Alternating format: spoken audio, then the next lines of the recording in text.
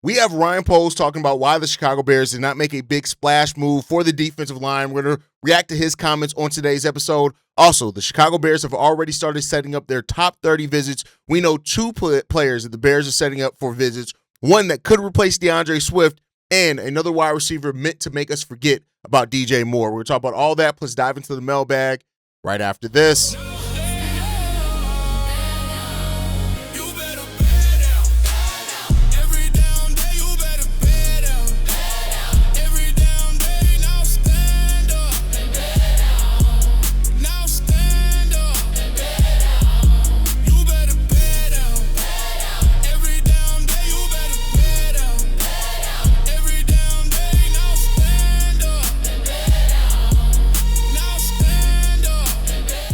What's going on, Bears fans? Welcome to another episode of Chicago Bears Central, your number one spot for everything Chicago Bears related. I'm the host, Haize, but more importantly, you guys can follow the channel at Chi Bears Central on every social media platform we happen to be on. With that said, let's go ahead and get into this content for today, y'all. I want to start off with this quote from Ryan Poles in regards to the Chicago Bears and why they did not make a big splash move on the defensive line. And he said this. I've mentioned this for this over the years.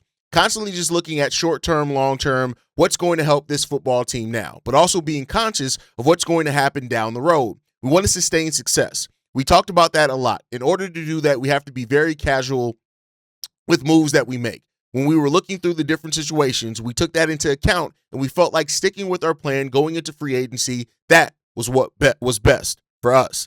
And, Ryan Poles also made it clear that this draft class is deep with edge rushers and interior offensive linemen, defensive linemen as well. So we know that the Chicago Bears are going to be looking for that in this draft. It's clear, it's evident by the way they went through free agency. And also you got to keep in mind, veteran edges are very expensive, which the Bears did not have a lot of money in this. So with that said, there are a number of defensive tackles as well that the Chicago Bears could look at in this draft. And we're going to name those guys. Number one, Peter Woods. This is the guy that a lot of people are mocking to go to the Chicago Bears. Yeah, we even have a voicemail from Keys talking about Peter Woods, 6'3", 315 pounds. This guy that had 5 sacks over 3 years with Clemson Tigers. Again, interior defensive linemen don't get the number of sacks that edges get. This guy's big. He's disruptive. He's smart. He's agile for his size as well. And he brings a lot of the physicality that we're missing on that defensive line for the Chicago Bears. The next guy, Caleb Banks, the guy out of Florida as well, 6'6", 330 pounds, 6.5 sacks over his 4 years in college, 3 of those being with the Florida Gators as well, depending on how you look at SEC defensive linemen. He didn't play a lot last season, so there's a little bit of that concern when it comes down to him. But Caleb Banks is the guy that absolutely can help the Chicago Bears as well immediately, depending on health. Next up, Caden McDonald out of Ohio State. This is a guy that I've not brought up a lot because you know my affinity for Ohio State players. 3 sacks, 2 forced fumbles last year as well, 65 total tackles, 31 of those being solely deflected at least 1 pass in each of his collegiate seasons as well. This is another guy that can help the Bears defensive line right away. There are impact players in this draft that can affect the Bears defensive line. And I just don't understand, too, why some Bears fans who act like we did not just see rookies be such a big reason why the Chicago Bears took a leap. They're all down on it. But Ryan Poles is doing exactly what I told you guys. I've said this now for months at this point, that it's going to be something that is more sustainable, right, to do it through the draft. It's going to be a more conscious effort to not just focus on the splash moves, but make the right moves. And I know for some Bears fans, especially ones that aren't as patient or aren't as familiar with drafts or anything like that, they may not have that patience for that, but this is the right path for the Chicago Bears to go. This is at where it stands right now. Once you get Caleb locked in, once you get Darnell Wright locked in, then maybe some things change in regards to your tolerance of going after the big splash moves. But this is the right thing for the Bears to do as things stand right now. This is the right move. This is the right place for them to be on and take the more patient route. Now, you got to get it right? I want to be clear there. If you're asking for players or fans to be patient about something, make sure you go out there and get the right guys that's actually going to improve this team. That's what you have to do. But as long as you do that, it's the right move. Patience pays off, especially in the NFL. And like I've said many times before, front offices, they don't have fan brain. They don't get to look at just the now. They have to look at the future as well. And they have to think about what they want to do and how they want to accomplish it and what's coming down the pipeline for that team as well. They know how much they're going to offer Darnell Wright for an extension. I have a good idea of it. They know how much they're probably going to have to offer Caleb Williams on his early extension. They know these things. And so they have to keep that in mind while you're building the team, because you don't run into a situation where somebody you want to keep, you have to let go because you made a splash move too early and you're still not a Super Bowl contender. So the Bears have to make a more functional defense. That's what they have to do. Our defense was so gimmicky last year as far as basing it just on turnovers. You build a more functional defense first. Once you have that functional defense in place, that's when you can go out and make a splash move once you have the base and the actual groundedness of that defense. And that's what the Bears tried to establish this year. We're going to see how they continue to build off on it and where it's going to take them in the future. But let me know you guys' thoughts on Poles' comments down there. Was it triggering or do you understand it? Next up, we have 2 draft prospects that the Bears have already showed serious interest in, as top 30 visits are starting to be scheduled for the Chicago Bears. We'll see what happens when the Bears have a scheduled one for a wide receiver, but they also are reportedly sniffing around running back Noah Whittington as somebody that the Bears have an interest in this draft. Now, what does that mean for DeAndre Swift? We don't know. Not to say that they'll necessarily move off of Swift for a rookie running back, but we have seen things happen like that before. We know that DeAndre Swift has been a big subject of talks of what his future is with the Chicago Bears. But when you look at Noah Whittington, I said Washington, Noah Whittington, and what he brings. He's 5'8", 203 pounds. This is a guy that had 829 yards on the ground last year, 6 touchdowns with that as well. He also had 98 yards receiving, where he had 1 touchdown with that one. Also, over the course of his collegiate career, which dates back to the year 2020, he's had 2,950 yards. Now, the way that this would work is that this is clearly, I don't think, a guy that you look at as being your number one every down running back, which means that they're still looking at the Kyle Manon guy and the dual threat, but they could very well draft Noah Whittington and keep DeAndre Swift as well and release Roschon Johnson, which is a case and something that could happen as well, right? Like you can do that and then actually have a more versatile running back crew that could stay healthy as well. Now, Whittington has had some injury concerns throughout his career as well, but this is a guy that's quick. When he has the ball in his hands, he gets plays done, and he may be ready to start right away depending on how you look at that. So I do think the Bears are going to get aggressive at getting a running back in here. Does that happen this year, or do they focus their positions, their draft selections on other positions? Because DeAndre Swift and Kyle Manon guys showed themselves that they can be a top 10 running back attack in this league. Do you want to make a move off of that when you don't have to, when you have other positions to move on or to make moves on? That's the question that you have to ask yourself here. But I think the Swift and Monangai combo would be good for another year. It just depends on how the draft board falls. But I don't think the Bears have to reach right now for a running back. But Noah Whittington, apparently somebody that the Bears have shown interest in, and they could be looking at bringing in this draft. And we'll see. We'll see what he does with that. 13 games this year, 829 yards, 6 touchdowns, average 6.4 yards per carry. That's not production to really be mad at. But again, we'll see if the Bears want to. They have other things to focus on. We'll see if they go after running back. But a position that is of need, especially after the exit of DJ Moore, is the wide receiver position. And the Bears have actually scheduled reportedly a top 30 visit with De'Zhaun Stribling, the wide receiver out of Ole Miss. This guy's 6'2", 200 pounds. He had 811 yards receiving last year for an average of 14.7 yards per reception, 6 touchdowns. We'll look at his collegiate career. He averaged 13.7 yards per reception. He had 2,964 yards for a 5-year collegiate career, 2 of those years being with Washington, 2 with Oklahoma, and last year with Ole Miss as well. I'm not mad at him as a slot, right? Like if you bring him in here in a wide receiver room with Luther Burden and Rome Odunze, I'm not mad at that at all. You look at the guy that he can line up on the outside, line up on the inside, right? I think when you look at the Bears' offense, putting him on the outside makes sense. You keep Luther Burden in the slot in that case, which we know under Ben Johnson's offense, the slot receiver is the receiver that gets a lot of the stats as well. He had a 4.3 40 in regards to that is good, and he ran 6.9 in the cone as well. So this is a fast guy. He has speed. He has a little bit of legitimate size to him as well. Now, we have a lot of needs on this roster. Edge rusher, defensive tackle, safety, those are being there. But wide receiver is one that could be addressed in the 2nd or 3rd round. And I think that you look at a guy like Stribling, and he's a guy that fits the bill for what the Bears like and need in the wide receiver room. I know that Jahade Walker is still here. I know that. I know he's going to have an opportunity. Colston Loveland's also going to line up as a slot and as a wide receiver sometimes. But this is a guy that can keep a lot of what the Bears were doing going. And so the Bears taking a look at him at being a 30 visit, that makes a lot of sense for me for what the Bears are probably going to be looking to do. I think this is it just makes sense. It's on the board for the Chicago Bears. It makes sense for what they want to do, makes sense for their sensibilities and what they need. And with DJ Moore's exit, the guy can come in here and pair with Rome Odunze and Luther Burden really well. And keeping that offense, having the weapons that they had, that's an important part of this too. If you can find that guy, if he's in there in the second or third round, I think that's tremendous value for the Chicago Bears potentially. We just got to see if they're going to go out there and get it. It's going to be a lot of kind of visits and things right now, but the fact that it's already a top 30 visit to me says that there's a pretty high chance that the Chicago Bears is taking a real serious look at him, and we'll see what he can bring to this team.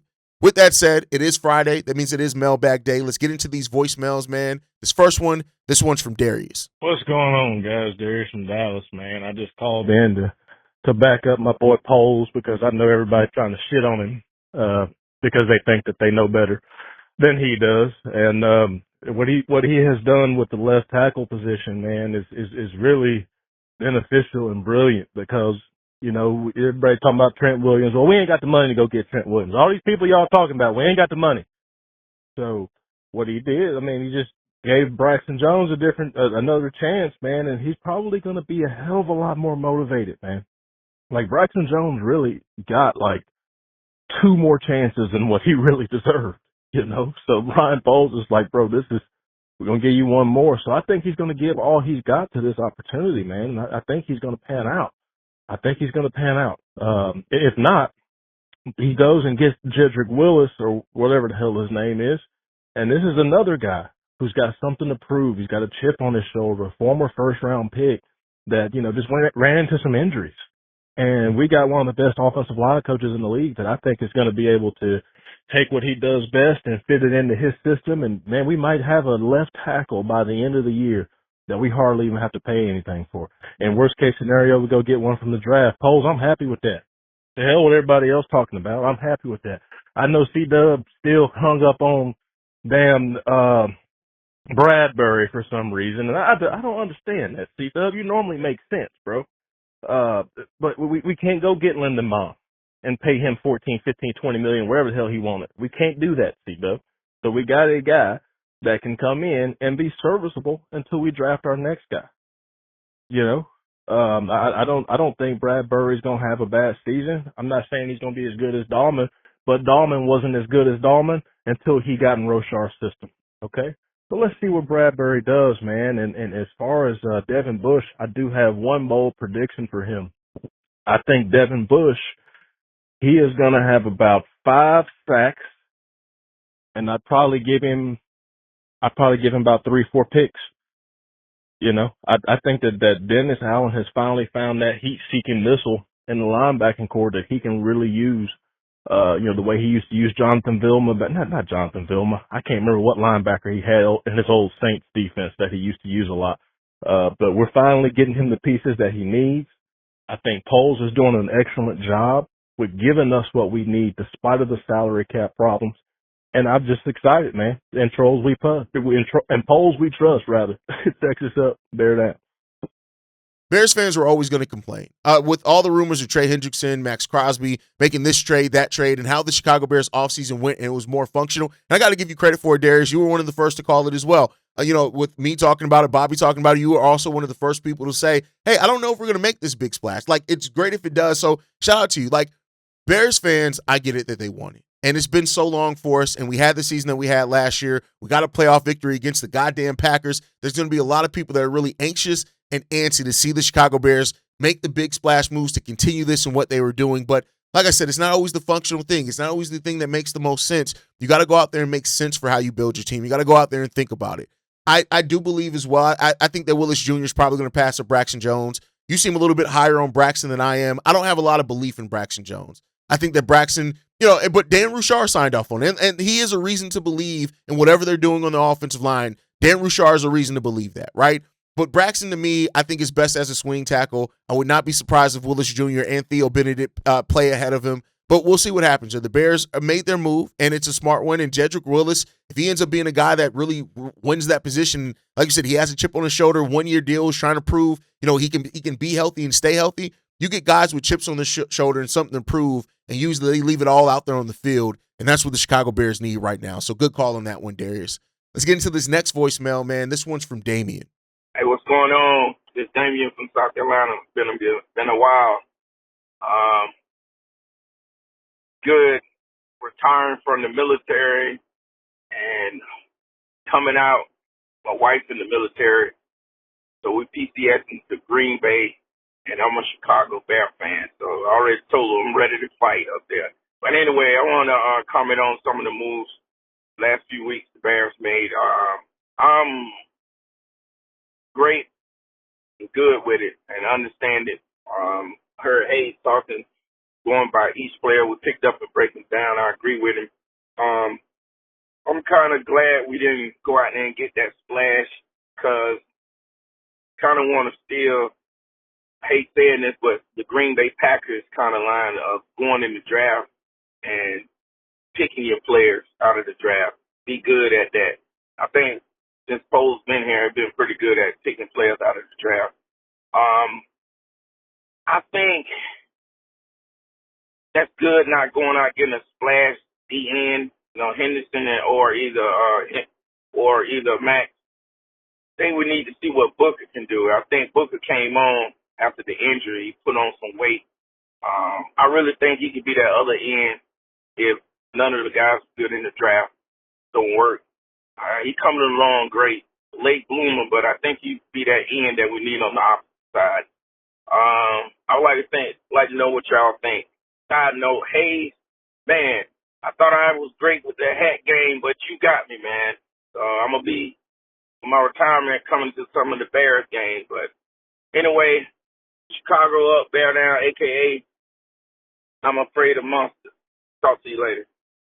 Thank you for your service in the military. First off, I want to thank you for that. As you know, both my parents served in the military. So Bobby was in the military. So that's something that is true and near and dear to my heart. So much respect to you and your wife for serving in the military. But, like I've said a lot in this show and in other shows, I'm perfectly fine with the Chicago Bears not making the splash move.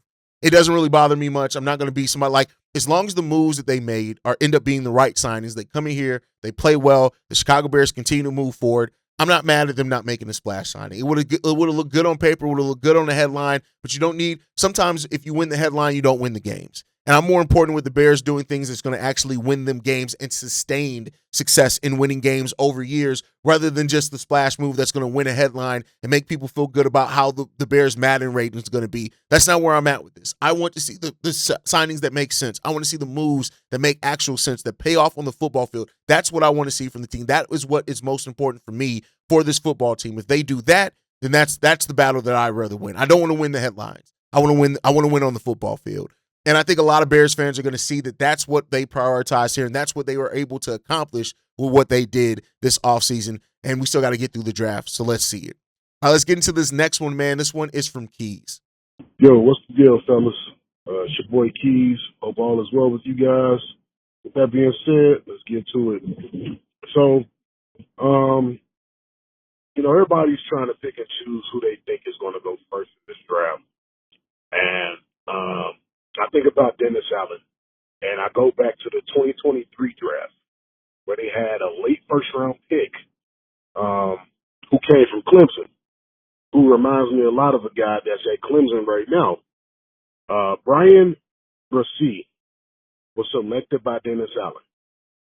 Athletic D tackle that can move out to the edge.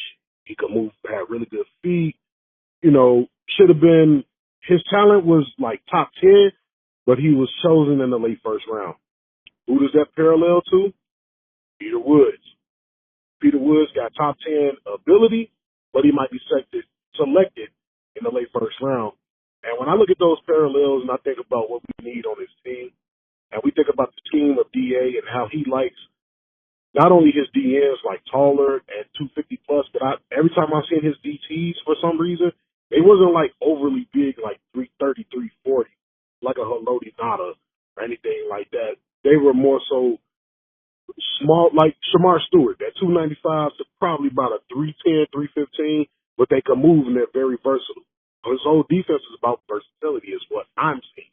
And I think if we had that first round pick, I think they're going to lean more towards Peter Woods for a scheme fit than probably a Caden McDonald. Now, Caden McDonald may may be better than some people, and we might need an actual, like, nose tackle in there. But this is a guy that is versatile, that can play all over the field from a 0 to a 1 to a 3 to a 5 and a 9 technique. If you know about football, you know what I'm talking about. I think that's where they may lean towards. Then another guy that I know Ryan Poles had mentioned at the combine was Akeem Messidor. I think if Akeem Messidor is there at 25 and say Peter Woods is gone, I wouldn't have no problem with it. I might even be so pressed to say that if we get Akeem Messidor, he might mess around and do the same thing that Jared Verse did for the LA Rams and win Defensive Rookie of the Year. I might be wrong, but that's what I'm thinking. And we also, like I watched John's show on Sunday, Ryan Poles is known to go out of left field, but I think with this year and what's evident and what we need to help generate pass rush, and we need those bodies that can move and do those things like that, it's almost about 90% sure in my mind that we're going to lean towards either one of those two guys. And a sneaky pick might be Zion Young, but let me know what you guys think. As always, Chi-Town up, bear down.